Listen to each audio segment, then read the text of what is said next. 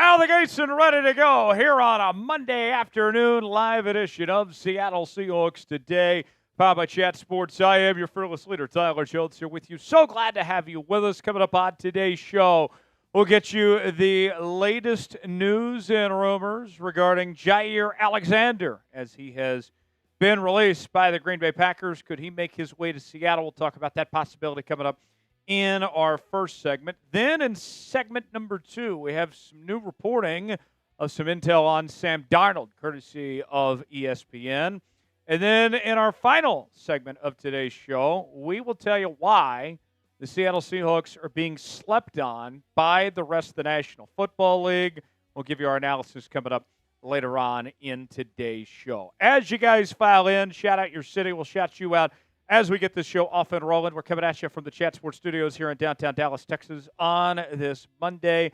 Hope you guys are having a great start to your week. Appreciate y'all for beginning your week with us here on the channel. Our first of 3 live shows this week, as we'll be with you again, same time, same place at 5 o'clock Eastern, 2 o'clock Pacific on Wednesday, as well as Friday.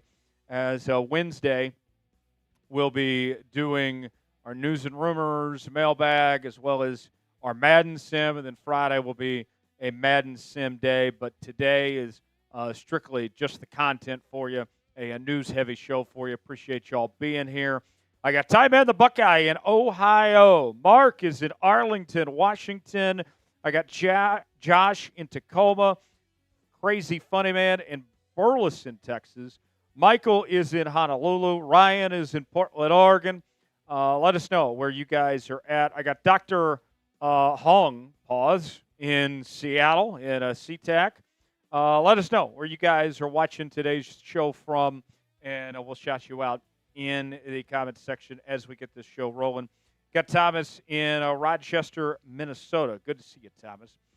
I want to know, how many Seahawks quarterbacks all time can you name? And here is my one stipulation. They don't have to be a starter, but they have to be somebody that was on the active 53-man roster at some point in time. So a guy like P.J. Walker, for example, does not count.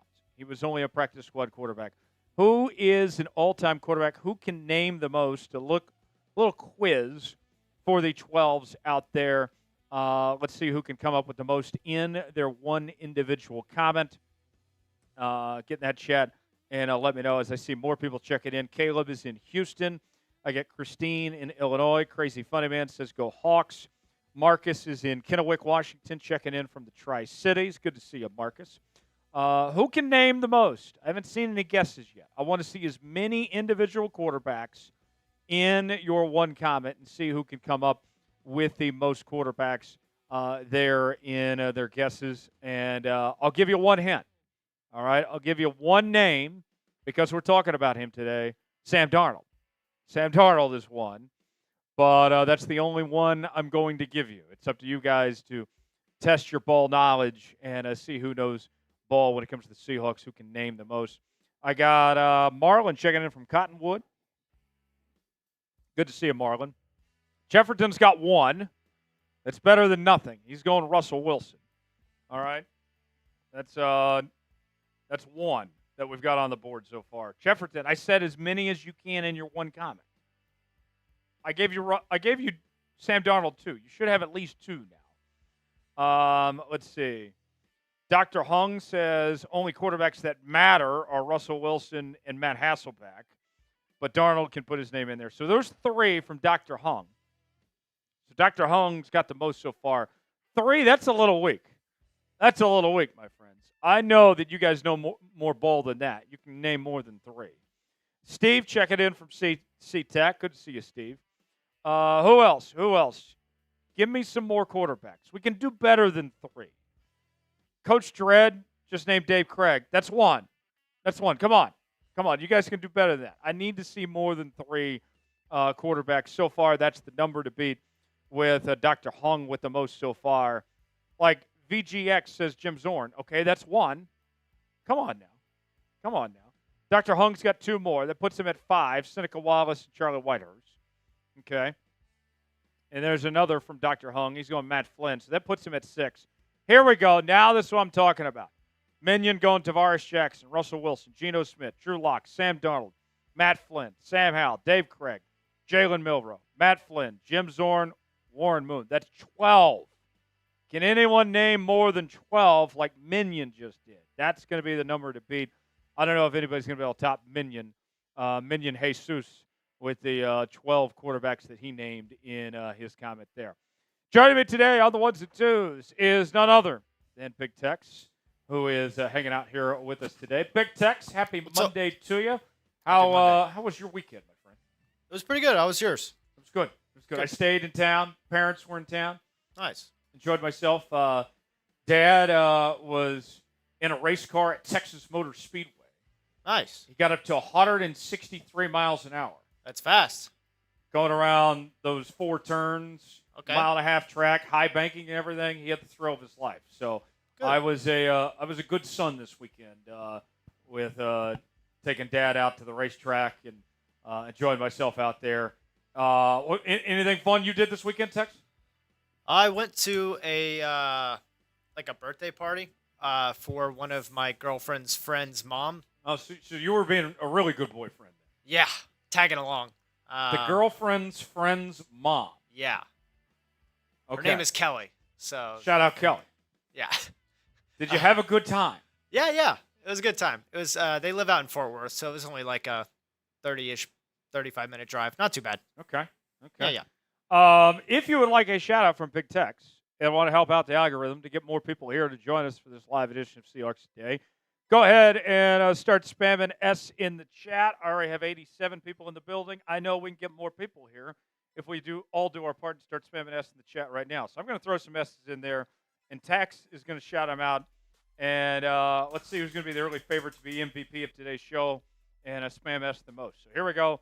5, 4, 3, 2, 1, go. Start spamming S. Gary, Ty Man. What's up, fellas?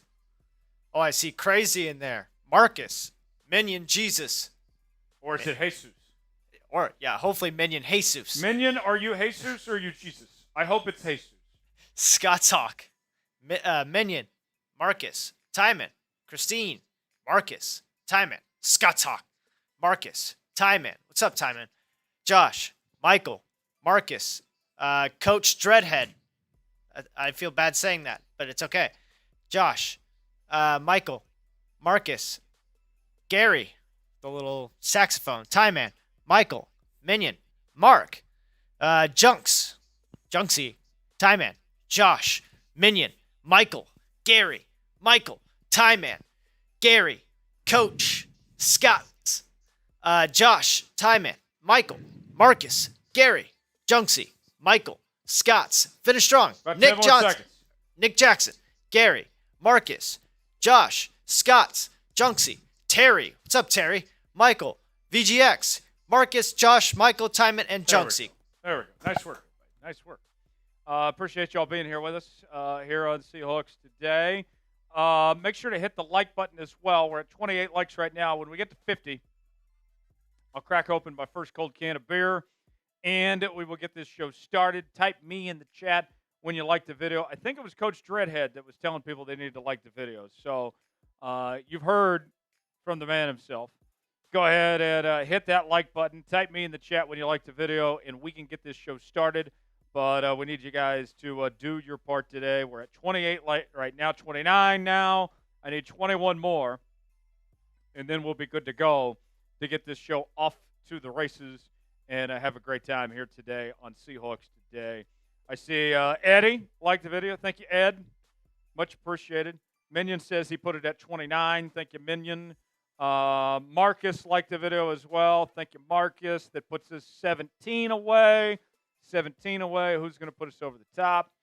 Or 15 away now. Type me in the chat when you like the video.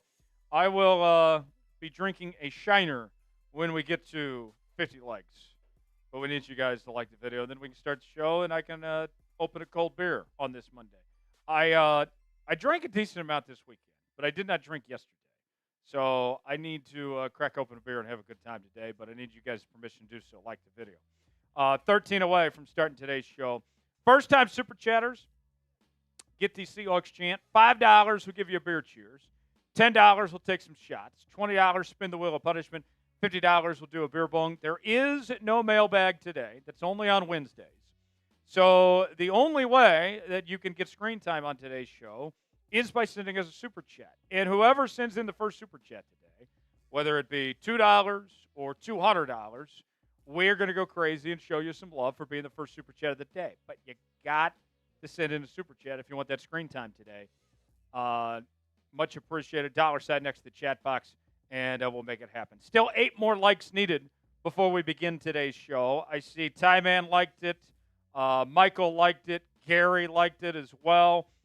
Chad says, hey, guys, hope you're having a great day. Having a very good day. Having a very good day. Good Monday. Good start to the week here on the channel. Marty also liked the video as well. Thank you, Marty, for that. Alfred liked it. Cody, Gary, 8 more. 8 more, folks. And we can get this show started. What are we waiting for? What are we waiting for? I'm just trying to get to 50 likes. That's all. 50 likes. That's all we need, and we can get this show going. I'm not doing anything else until we get to 50 likes. 8 more away. Type me in the chat when you like the video. Gary liked it. Thank you, Gary. Marilyn says, happy birthday. Whose birthday is it? Did I miss in the chat? Is this somebody's birthday? My birthday was a couple weeks ago, but that's past. I am now another day closer to 30. Great. 46 likes now. 4 more. 4 more. And we will be there. Let's see. Who is going to put us over the top? 4 more. 2 more now. Matthew liked it as well. Matthew Money Fowler. Interesting name there. Thank you, Matthew. 2 more. 2 more. Who is going to put us over the top? 1 more. 1 more, and we'll be there. Type me in the chat when you like the video, and we'll be there. Let's see, folks. Who's going to help us out? Can't start the show. There we go. Now we're at 50 likes. Crack it open, and there we go. Cheers, everybody. Go Hawks. Oh, that's refreshing. I needed that. Here's what's coming up on this live edition of Seattle Seahawks Today. We will talk about signing Jaire Alexander as he's been released by the Green Bay Packers. Also, we have some new intel on Sam Darnold that we'll get to from some reporting from ESPN. And then in our final segment, we will explain why the rest of the NFL is sleeping on your Seattle Seahawks. We'll have that for you and more coming up here on this live edition of Seattle Seahawks Today. Appreciate y'all being here with us. Without further ado, let's go ahead and get started with this live edition of Seahawks Today on this Monday afternoon. Jonesy and Big Tex here with you.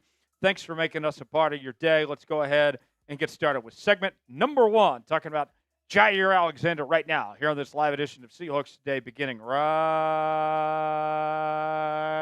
now.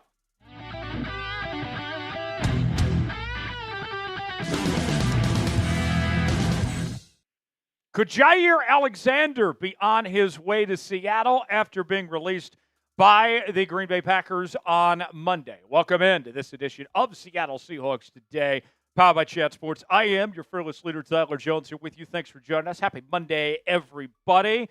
We'll get to everything you need to know on Jaire Alexander in just a matter of moments. But first, folks, it is a very special day. It is the 9th day of June, 2025. And if you look at your calendar, you know what that means? It is 6-9 day. A very nice day. I hope you all are having a nice day, my friends. Spam nice in the comments to celebrate 6-9 day.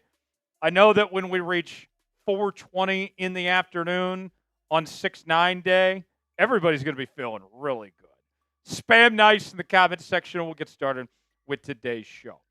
In case you missed it, the Green Bay Packers released Jaire Alexander earlier today, making him an unrestricted free agent. This wasn't a huge surprise by any stretch of the imagination, as Alexander was owed a lot of money.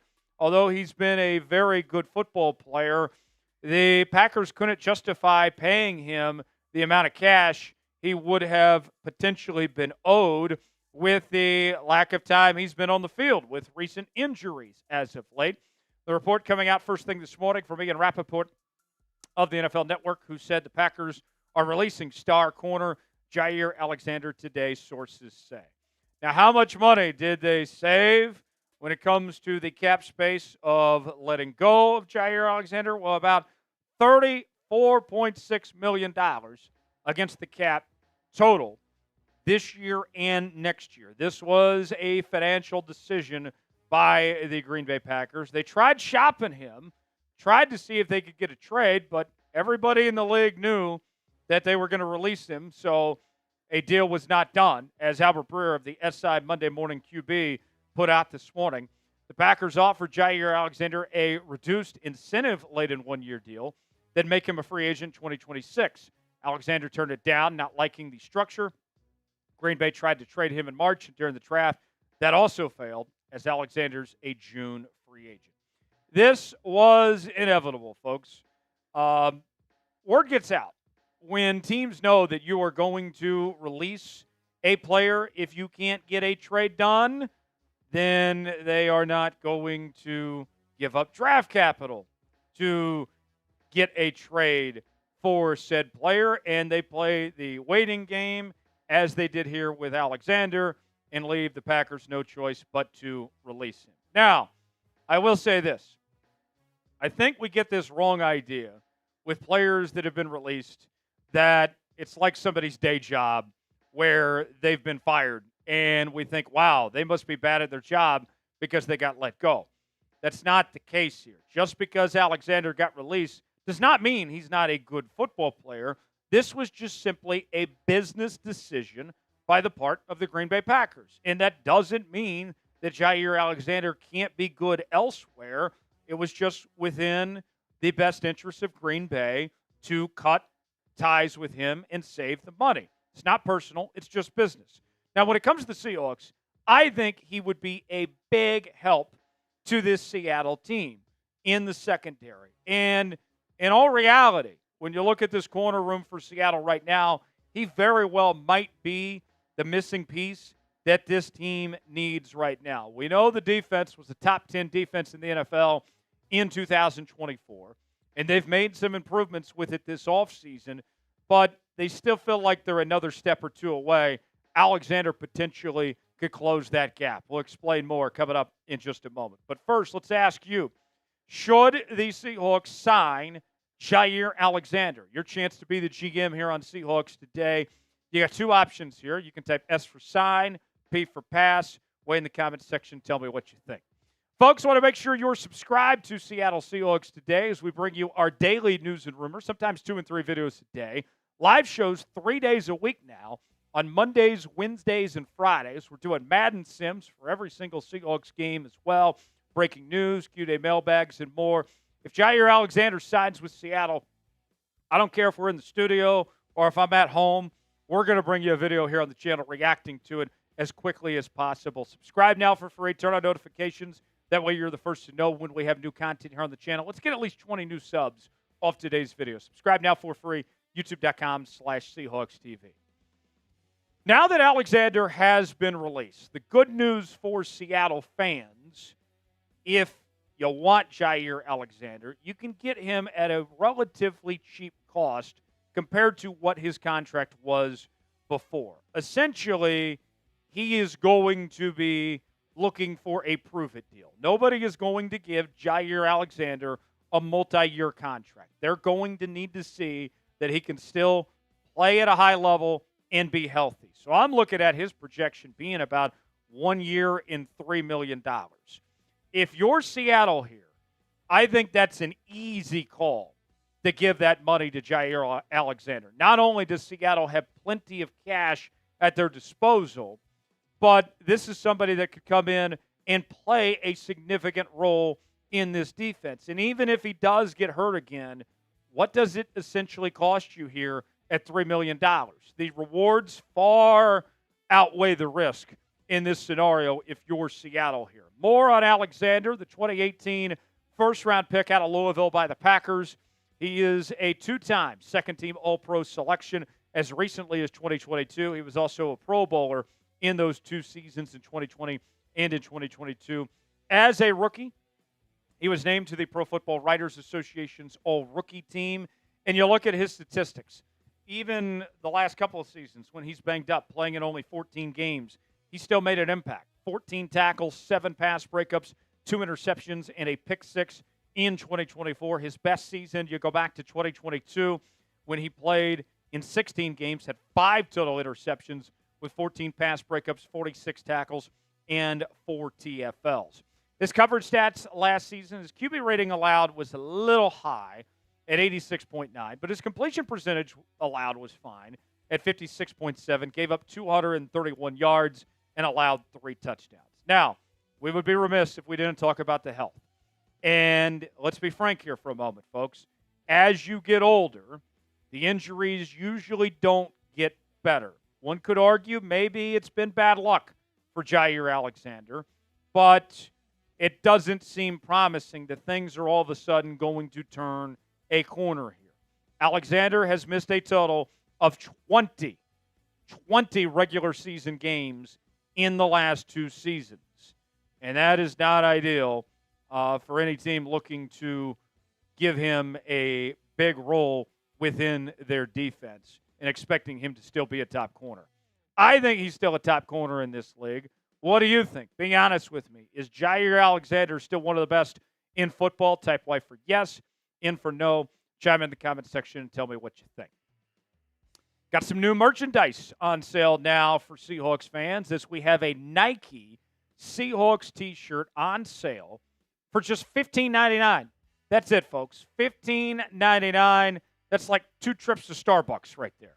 Save on the Starbucks, make some coffee at home, and get yourself one of these fantastic Seahawks shirts that we have available for your liking. Chatsports.com/SeahawksT is where you can get this today. I mean, folks, what a deal we're talking about here. A Seahawks shirt that's a Nike shirt, and it's on sale as well. We got all sizes available for you, all sorts of different options to your liking. We also have other Seahawks merchandise at that same link as well. Go see for yourself now. Chatsports.com/SeahawksT to get yours today. That's chatsports.com/SeahawksT.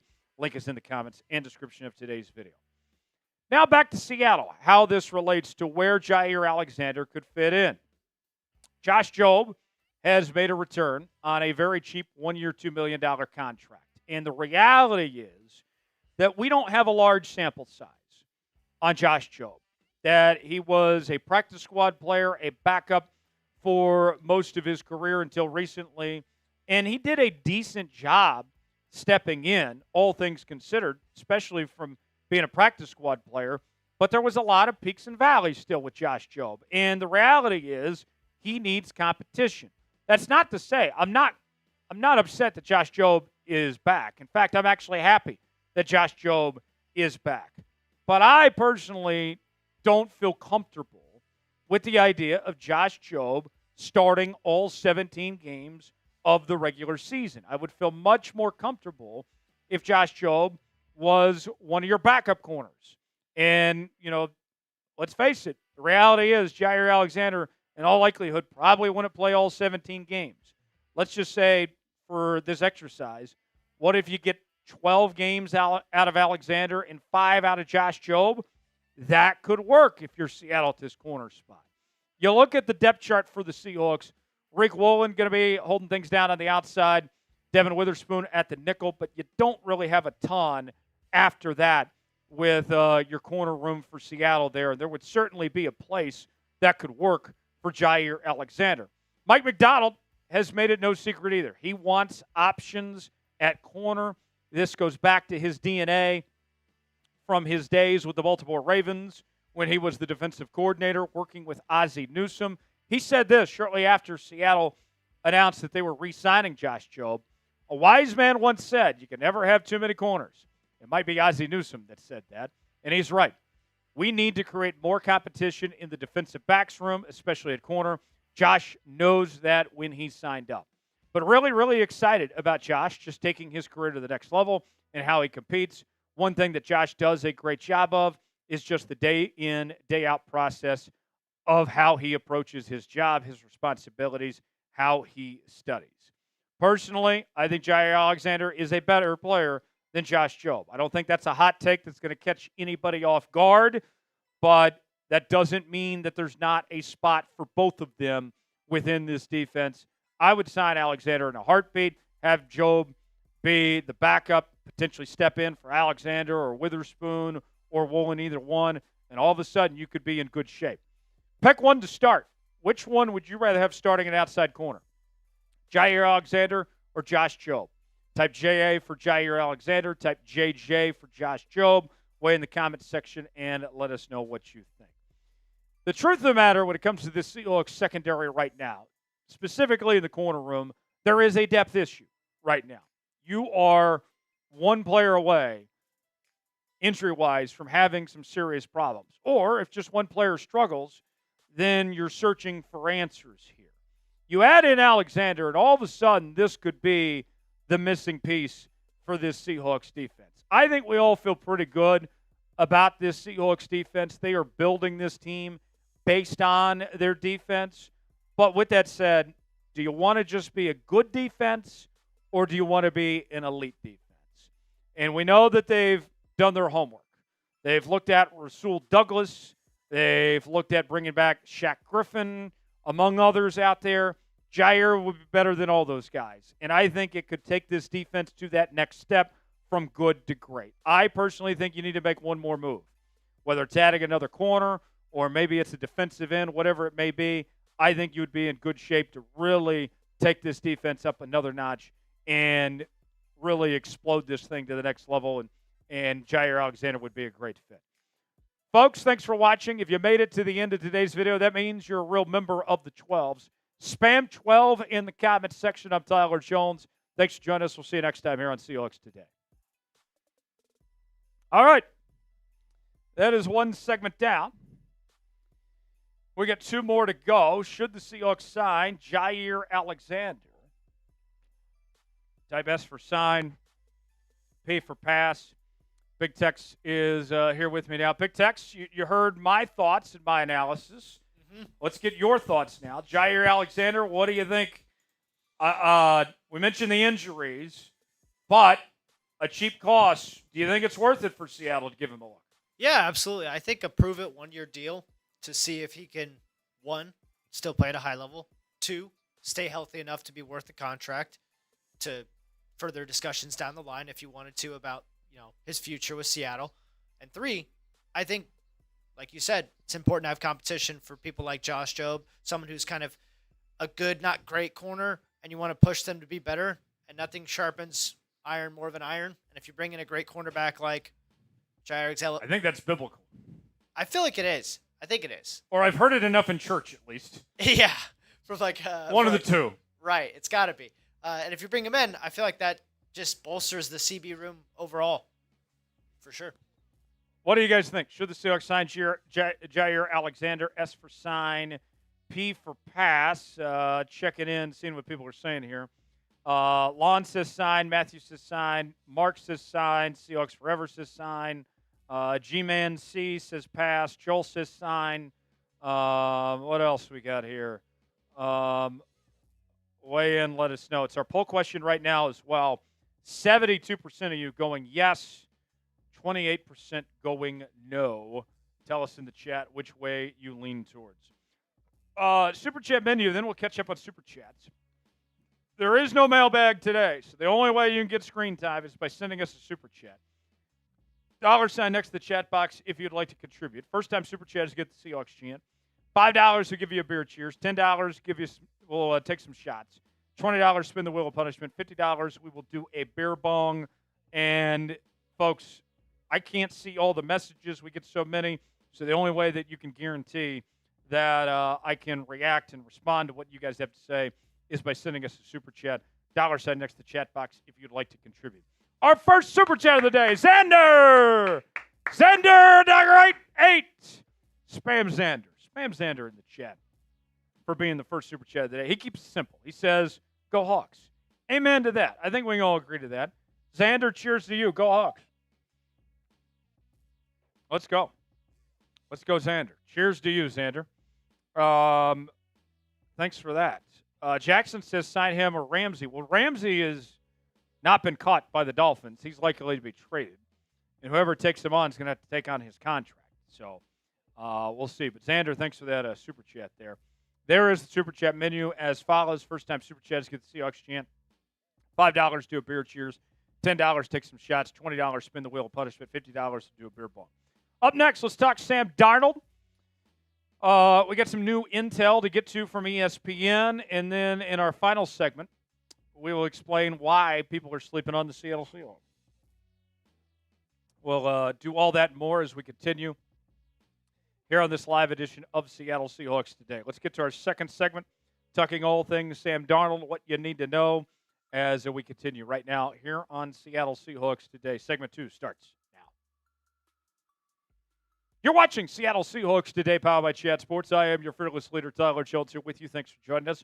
We have the latest on Sam Darnold, a new report from ESPN Seahawks insider Brady Henderson details some interesting developments on why Seattle chose Sam Darnold and what they expect from him. We'll tell you everything you need to know coming up in just a matter of moments. Before we do, folks, we are closing in on 68,000 subscribers here on the channel. We are less than 250 away from reaching that next milestone. You may be wondering, why should I subscribe to Seattle Seahawks Today?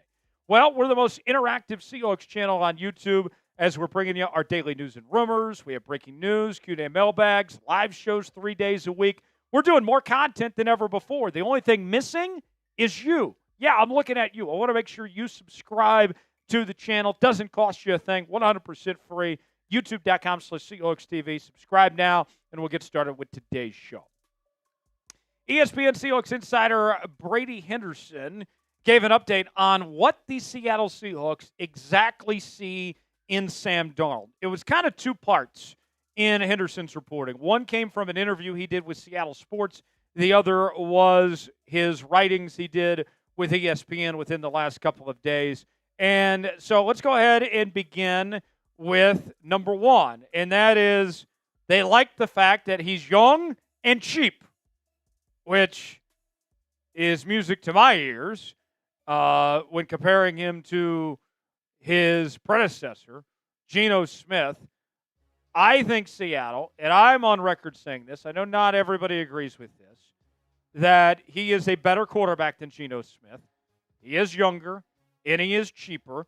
All those things are very good, especially when Geno Smith was looking to get paid even more money in his next contract, which he did end up getting from the Las Vegas Raiders after he requested a trade. Here's more from Henderson. I think they, referring to the Seahawks, would tell you that Geno Smith is a more talented thrower of the ball and that the reasons they thought he, Darnold, was the better option for them went beyond that. It was about he is younger, he was going to be a little bit cheaper, and I think that they would tell you that they think he's going to be a better leader than Geno Smith was. I want to discount the degree to which that was a factor in their decision to pivot away from Geno Smith and go to Sam Darnold, the leadership stuff. We'll talk more about the leadership stuff here in just a moment, but first and foremost, all of this is true. Although I think that Sam Darnold is a better quarterback than Geno Smith, I do believe that Brady is correct in his assessment that the Seahawks feel that Geno is a better thrower of the ball. But just because he was a better thrower of the ball does not justify having Geno Smith over Sam Darnold here. I think when you look at Sam Darnold with his age, with just being 28 years old, the potential upside is higher for Sam than it is for Geno Smith. I think that you know what you're getting out of Geno Smith. I think Geno is a fine quarterback, but he's never going to be an elite quarterback. With Sam Darnold coming off the best season of his career, which was better than any season that Geno Smith has had in his career, there is a great unknown here. Now, it's not guaranteed that Sam Darnold is going to be a star quarterback by any stretch of the imagination. Nothing's guaranteed. None of us are guaranteed tomorrow, for that matter. But with that said, you're looking at it just as a simple numbers game here. All right, We can go younger. We can go cheaper. And we have a chance to go for a guy that has more upside, more potential than what we already know what we're getting from Geno Smith.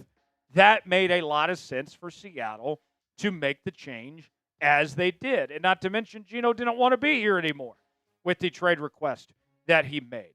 Who is going to have a better season in 2025? Will it be Sam, the gingerbread man, or will it be Geno Smith, the new blackjack dealer? Type SD for Sam Darnold. Type GS for Geno Smith. Weigh in on a pinned comment today and let us know how you feel. Number 2, according to the reporting from Brady Henderson, back on the leadership side of things, there was a feeling that a new voice was needed at the QB1 position, that things with Geno Smith had kind of gone stale of sorts, that Geno wasn't necessarily vibing right with everybody else in the same way that they were looking for from their starting quarterback, and that they don't feel like that they're going to have those issues with Sam Darnold in that same sense. Henderson said this: I know people will cringe hearing that, but I really think that was a factor here. That some of the challenges with Geno were his temperament and the way that he carried himself, the way that he interacted with teammates. And I think that they will tell you that. Nobody knows how it's going to go on the field. But I think people who are in the building who know Sam Darnold have vouched for the idea that this guy's a good leader and he's going to relate to his teammates. He's going to handle adversity well. And I think Sam's up for a challenge here. Not everything's going to be perfect. We know about the issues with this offensive line. You're installing a new offensive scheme in place. But Sam Darnold has said all the right things. And I know he had a bad OTA practice last Monday. But you better believe that one bad OTA practice is not going to define Sam Darnold. He's faced adversity before, head on, and he's fought through those challenges in the past. And I think with Sam, too, it's a breath of fresh air. Sam is excited to be here. You hear these things about being a good leader and that it's not about him, it's about the team. And I think, not trying to throw Geno Smith under the bus here, but there had become this idea of sorts that Geno was so focused on getting paid. And we know about, him going for the bonuses in that final game of the regular season, even though they had nothing to play for, and chasing the bag and all that, that there was so many things that Geno was thinking about himself and not putting the team interests ahead of himself. And you're not going to have that with Sam Darnold anymore. And it's exciting now. And I think that's a step in the right direction from that, and that Sam's saying and doing all the right things so far. And I'm not blocked on X by Sam Darnold like I was Geno Smith, but that's a whole other story for another day. What do you think about the offseason Seattle has had with the decisions they've made? How would you grade the offseason? A, B, C, D, or F? Weigh in the comments section and let us know how you feel. So more reporting from Henderson as far as the expectation, the intel of what Seattle wants to see Sam Darnold work on. And the big point of emphasis is going to be the throw time for Sam Darnold.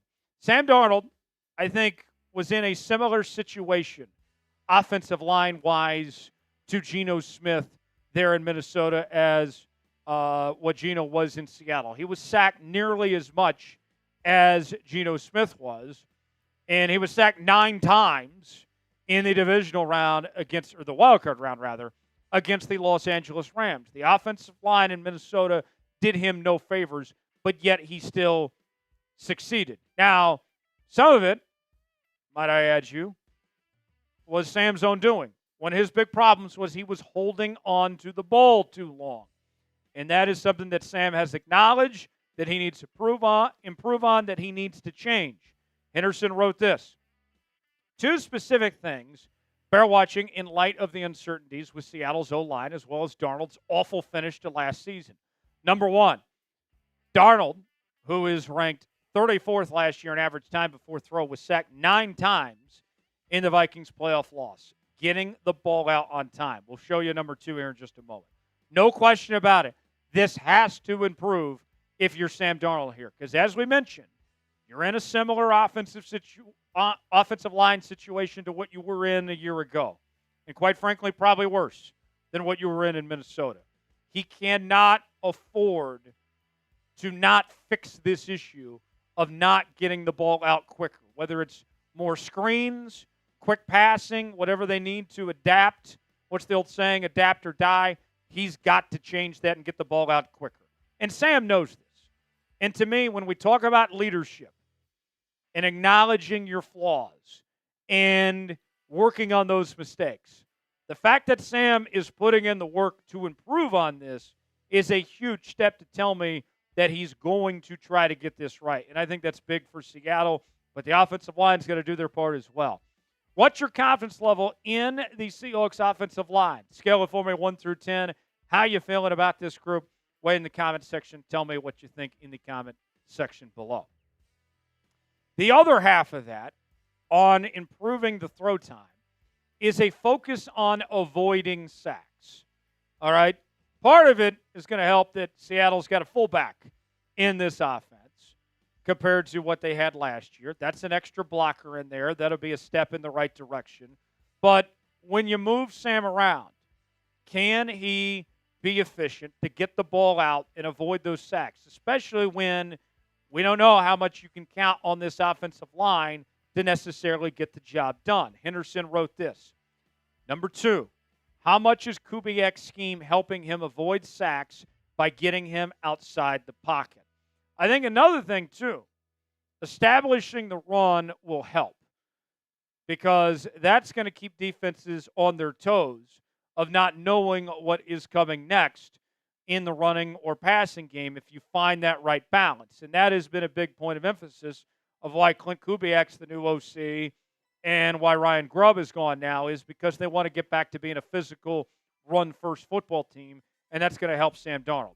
Another thing I'd like to see is less play-action passing. Anyone that plays Madden knows firsthand that play action is the easiest way to set up for sacks.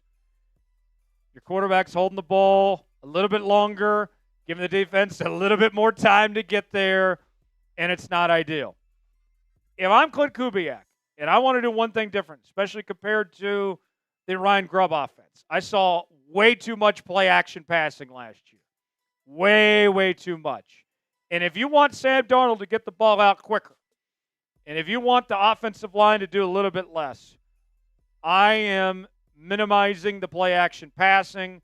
You're not fooling anybody if your quarterback's on the ground. Plain and simple, folks. I think that alone will help everybody out if they can stick away from the play-action passing to an extent. Thanks for joining us here on this edition of Seattle Seahawks Today. For continuing Seahawks coverage, subscribe now for free, youtube.com/Seahawks TV. I'm Tyler Jones. Thanks for joining us. We'll see you next time. All right. That is 2 down. 1 more to go. Up next, we'll explain why the Seattle Seahawks are being slept on. I got 5 reasons why they are. We'll explain that coming up in just a bit. Better season this year. Sam Darnold or Geno Smith. Type SD for Sam Darnold. Type GS for Geno Smith. Looking at the chat right now, what answers you guys got? Who's going to have the better season this year? Sam in Seattle or Geno in Vegas? Tex, I'll bring you back in here. I look at Geno's situation in Vegas. I know he's reunited with Pete Carroll, and he's always been Pete's guy.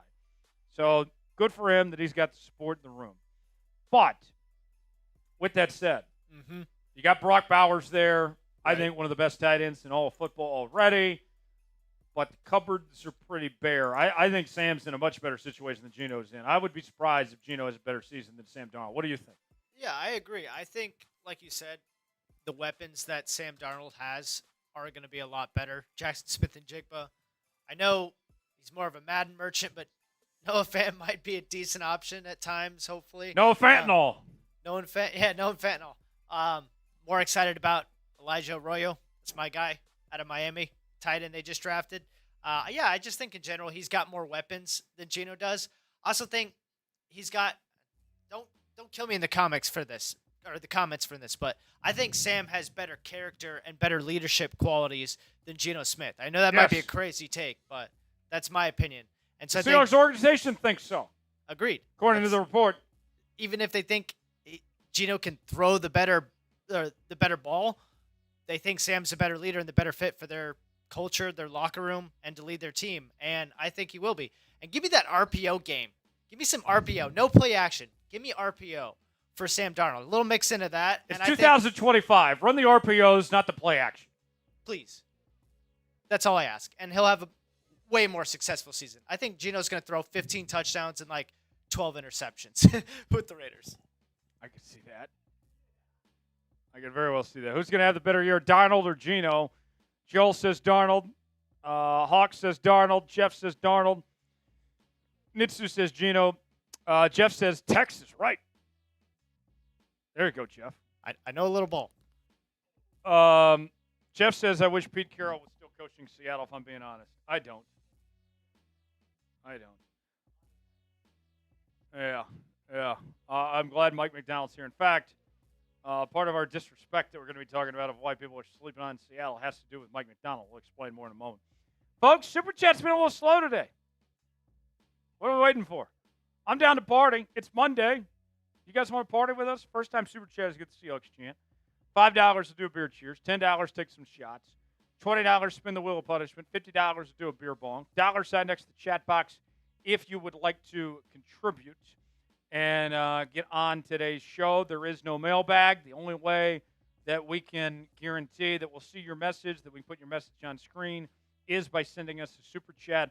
$sign next to the chat box if you'd like to contribute.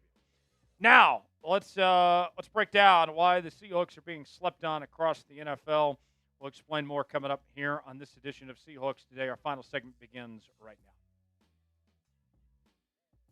The disrespect is real, my friends. Welcome into this edition of Seattle Seahawks Today by Chat Sports. I am your fearless leader, Tyler Jones, here with you.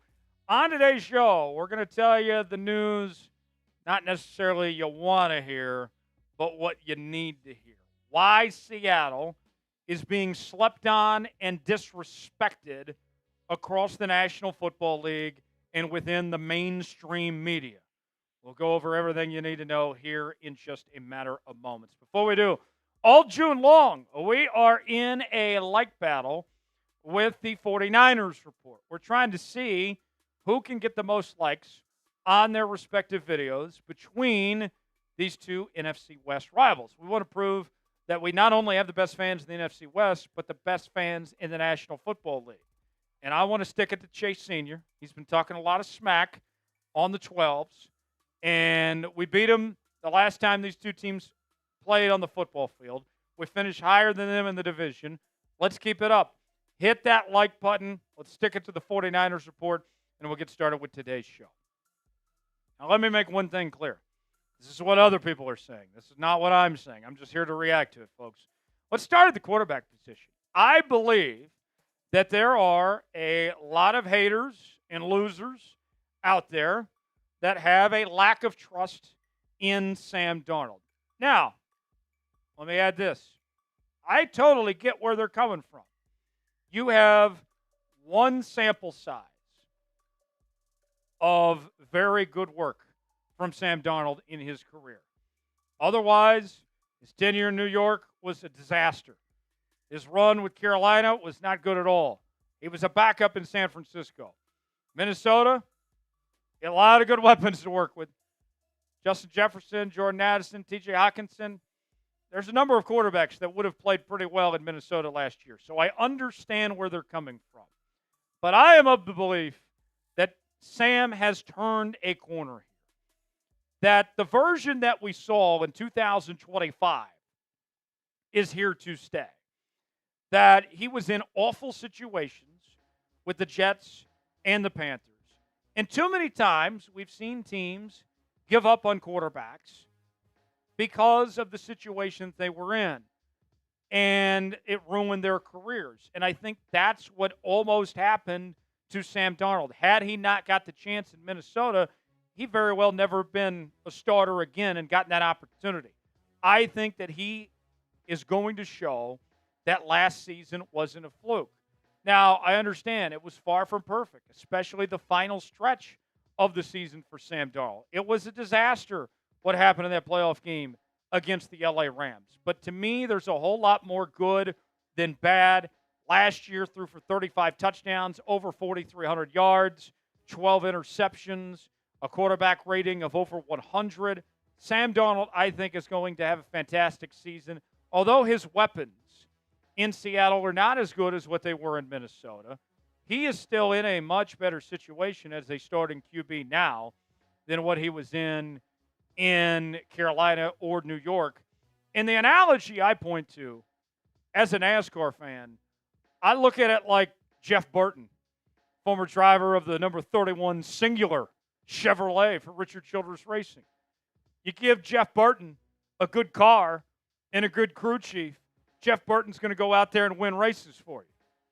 But if you don't give Jeff Burton what he needed, it wasn't going to go well. Sam Darnold, he's a Jeff Burton. He's not a Jimmy Johnson. He's not Jeff Gordon. That's okay. I'm not paying him to be Jimmy Johnson or Jeff Gordon. I'm paying for Jeff Burton. And if I give Jeff Burton what he needs, Jeff Burton's going to deliver me wins. And that's what Seattle finds themselves in. They got Jeff Burton here, and I think that's going to be okay. Do you trust Sam Darnold? Keep it real with me, 12s. It's our pinned comment today. Type T for trust, NT for not trust. Tell me what you think in the comment section below. You might get an ad break while the ad's playing. Get your votes in. Let me know what you think. Number 2 on why the Seahawks are being slept on is the offensive line. The offensive line in 2024 was one of the absolute worst offensive lines in the National Football League. I know that. You know that. Everyone knows that. And then when you looked into the offseason of how they addressed it, there wasn't any big free agency signings. They were interested in a couple of guys, but it ultimately didn't happen. They did not sign anybody. And their biggest addition is a rookie left guard in Gray Zabel. Now, I'm very high on Gray Zabel, and I think Gray Zabel can be a quality starter immediately, but that is still asking a lot from Gray Zabel to get the job done immediately and to develop very fast, especially making a jump from the FCS level all the way to the National Football League. There will be a learning curve of sorts. Charles Cross, I think, is fantastic at the left tackle position. Olu, some people have some question marks, although I thought he was better towards the end of the season. You don't know what the hell is going to happen to the right guard spot. And then Abe Lucas at the right tackle position. We know that when Abe's out there, he's a quality right tackle in this league. But can Abe stay healthy? He's not 100% healthy right now. He's playing. That's a good sign. He's putting the work in the weight room. He's a lean, mean 320 now. But is that going to hold up? I don't know, honestly speaking. And then you take a step further. You don't really have a whole lot of depth either. If you lose Lucas or Cross, then you're in big trouble at the tackle position. The guard spot, we mentioned you're relying on Zabel there, but Bradford, Haynes, we haven't seen much from those guys. Jalen Sundell, a former UDFA, is starting to get some reps with the first team at center, competing with Olu a bit in OTAs. I don't know if that's necessarily a good sign for Olu at this point. There's just a lot of unanswered questions. I think it will be improved, but it doesn't necessarily mean this offensive line is going to be great by any stretch of the imagination. That's just the reality of it here, folks. People doubt this offensive line. They have something to prove. We are covering the Seattle Seahawks each and every day on Seahawks Today as we bring you daily news and rumors. We also have weekly live shows every Monday, Wednesday, and Friday. We are talking all things Seattle Seahawks. We got you covered each and every day on the channel, sometimes 2 and 3 videos a day. What do you have to lose, folks? It's free. It doesn't cost you a thing. Subscribe now. Stay up to date with everything happening on your Hawks. We're talking OTAs, minicamp, training camp, and more here on the channel. Doesn't cost you a thing. YouTube.com/Seahawks TV to subscribe now. You'll be glad you did. Number 3 on reasons why the Seahawks are being slept on.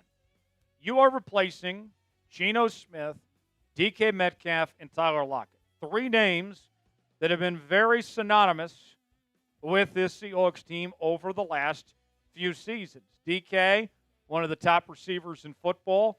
Lockett has had a fantastic career. And Geno Smith was a quality starting quarterback the last few seasons. That's a big undertaking for any team to move on from 3 noteworthy players. Whether you agreed with the decision or not, that is a massive change that you're asking. And most teams in that type of circumstance, moving on from 3 big players on your offense of that caliber, would take a step back. I think replacing Smith and Lockett, you're going to be fine there right away. Tyler Lockett was kind of phased out of the offense, and his numbers had started to go down a lot year by year. Geno Smith, I think, going to Sam Darnold is going to be an upgrade, and he's younger and cheaper. We've talked about that in the past.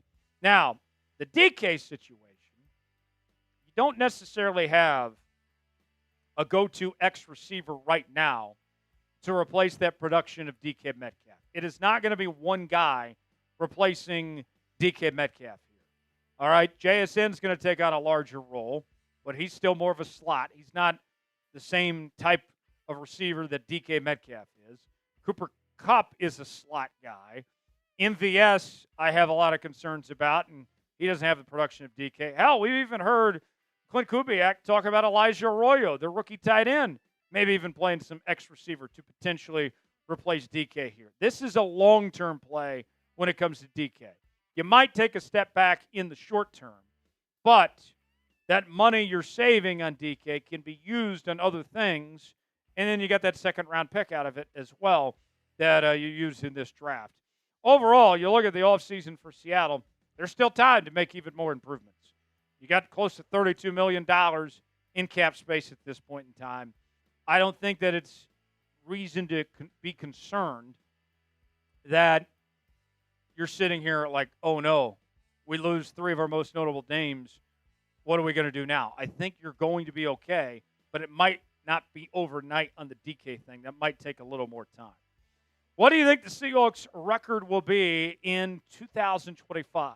Year number 2 for Mike Macdonald. We're going to be talking about him in just a moment. What's your prediction? Weigh in the comment section. I said 11-6 was my official record prediction. What say you? Weigh in and let us know. Number 4 on our list of why, there we go, 4. Seattle is being slept on. And I think this more has to do with the national media that's continuing to ignore this Seahawks team and undermine them, is the lack of household names. If you ask the average fan to name who's on the Seahawks roster outside of Seattle fans, they probably wouldn't be able to name too many of these guys. It doesn't mean that they have bad players by any stretch of the imagination, but they don't have necessarily a ton of guys that have made a big impact for a long time. People on the outside don't really know what's going on in Seattle. It is a very good, best-kept secret is how I would describe how things are going on. And the changes that we've seen with this Seahawks team, with how John Schneider has retooled the roster, it's not a rebuild. It is a reload, as it is a changing of the guard. I was thinking about this as I was writing this segment and putting it together, folks. Who are some of the more notable Seahawks on this roster right now? These are the 5 names I came up with that are the most notable. Sam Darnold. He's a former top 2 overall pick. Cooper Kupp. We know about his Triple Crown season, helping lead the Rams to a Super Bowl. JSN was a Pro Bowler last year. Devin Witherspoon's a Pro Bowler. And Leonard Williams, even him, is probably one of the most underrated players in the entire NFL. But beyond those 5, is anybody really big household names? It's just something that people don't know about. And as people get to learn and know more about this Seahawks team, I think they're going to be pleasantly surprised. Folks, we got a great deal for you. We got Nike Seahawks T-shirts on sale now for just $15.99. Nike gear, folks. $15.99. What a deal. Look, it's getting hot outside. I know you guys are wanting to wear T-shirts. You wanted to rep your favorite team. Why not do so with the Seahawks T-shirt? And you can get it all in one place. Chatsports.com/Seahawks T. We have every size you could think of as well at that same link. Chatsports.com/Seahawks T to get yours today. The link is in the comments and description of today's video. Other Seahawks merchandise available for your liking. Go check it out now. You'll be glad you did. Last on our list of why I think people are sleeping on the Seahawks, it's their second-year head coach, Mike Macdonald. And kind of similar for the same reasons of lack of household names. I don't know how many people outside of Seattle realize what Mike Macdonald is doing with this Seahawks organization. If you were to ask the average fan or people just around the NFL, I think they'd be asking themselves, who? Who's Mike Macdonald? Who's Mike Jones? Like, I think people wonder, like, oh, the guy that replaced Pete Carroll? The former Ravens defensive coordinator? Yeah, I don't know much about him. I think that would be kind of the feeling that there is an unknown here. And here's another thing, too, that some people might have some doubts about Mike Macdonald in year two. He already fired his offensive coordinator after winning 10 games.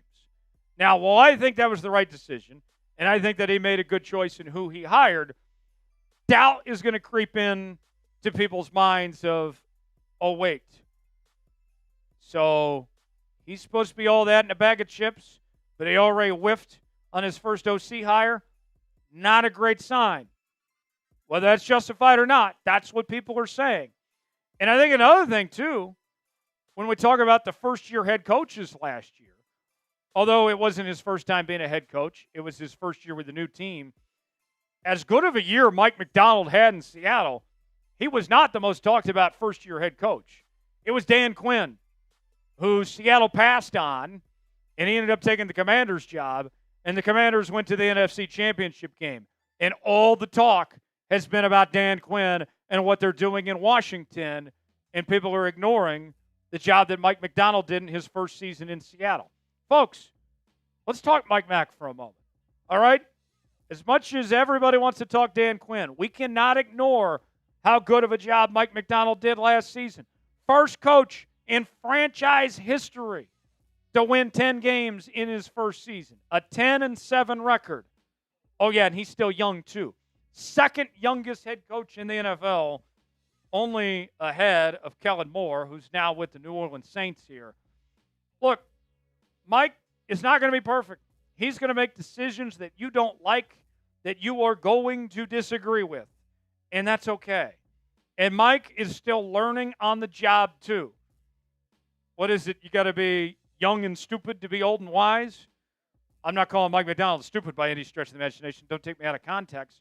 But this is going to be a learning curve. And I think Mike Macdonald, as the years go by, is only going to become a better head coach. Do you believe in Mike Macdonald? You got two options here. Type B for believe, D for don't. Sign off in the comments section and tell me what you think. If you enjoyed today's show, you already know what to do. Hit that like button. We certainly would appreciate it. I'm Tyler Jones. Thanks for joining us. We'll see you next time here on Seahawks Today. All right. We are through our segments here on today's show. I did see a super chat, I believe, come in from Xander. And then we'll start to wrap up after that.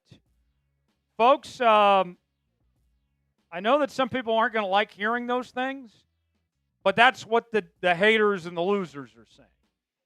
In your eyes, what team is making the worst decisions? Tex, I think it's the Cleveland Browns. Sean Watson is still around. They drafted 2 quarterbacks in Dylan Gabriel and Shedeur Sanders. That roster sucks. I don't think Stefanski's a very good coach either. That'd be my answer. I'd go with the Cleveland Browns. What do you think, Tex? I was about to say the same, man. I used to be kind of medium to high on Andrew Berry as a general manager in the NFL, but drafting 2 quarterbacks and one of them being Shedeur, honestly, I don't even like him because he went to OU. But Dylan Gabriel, he's a better quarterback prospect, in my opinion.